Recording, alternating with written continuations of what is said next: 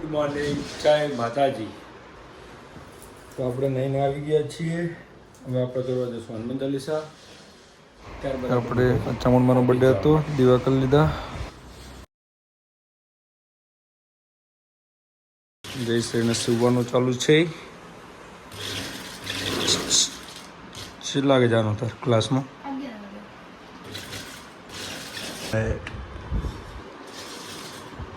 એ tiffin તો પડ્યો. જવા નીકળશું ઓફિસ માટે. ચલો જયશ્રી, જય માતાજી. જો તો થોડુંક કામ વધારે તો આપણે નીકળી ગયા હતા. 8 કેસર બ્રિજનું કામ ચાલુ છે, થોડું ટ્રાફિક હોય છે.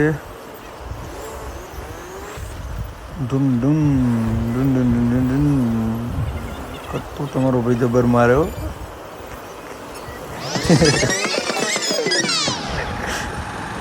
લાગો ને રૂપાળો ભાગી. ફૂલ વ્લોગર બની જવાનું હોય આપણે. તો આ દિલદાર માણસ લઈને આવી ગયો તો શેરડીનો રસ. એ ઊંચો કર શેરડીનો રસ. થેન્ક યુ સાહિલભાઈ શેરડીના રસ માટે. ખૂબ ખૂબ આભાર. એ તો કદી ભાળ્યો નથી ને એટલે. Thank you sir. તો આપણે નીચે જઈશું ચા પીવા માટે.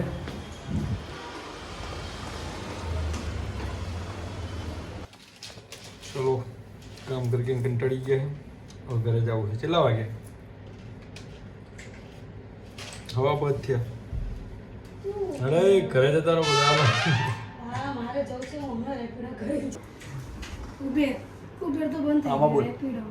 આમાં બોલ તને ખબર પડે. કેટલા વાગે જાવ સર? હમણાં નીકળું.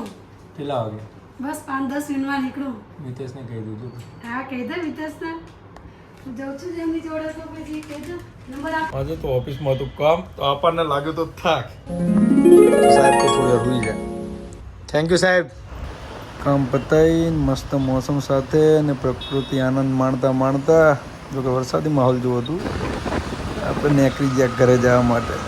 મહેમાન આવવાના હતા તો રસ ને બસ લાવવાનું છે. હા જો હે પડ્યું છે. જો બધું તૈયાર થઈ ગયું લાગે નહીં? શું બનાવ્યું છે? પૂરી બટેકાનું શાક. બસ. આ મહિને અચાનક શેરડીના રસ પીવાની ઈચ્છા થઈ ગઈ હતી તો નીકળી ગયા હતા શેરડીનો રસ પીવા.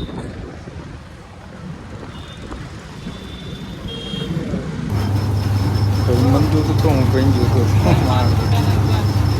ઠંડુ તો બાટલો એવો था. ઠંડુ ના પીવાય. જો મોદો પડી. ચાલો ગુડ નાઇટ, જય માતાજી. મળીએ કાલના વ્લોગમાં. બાય.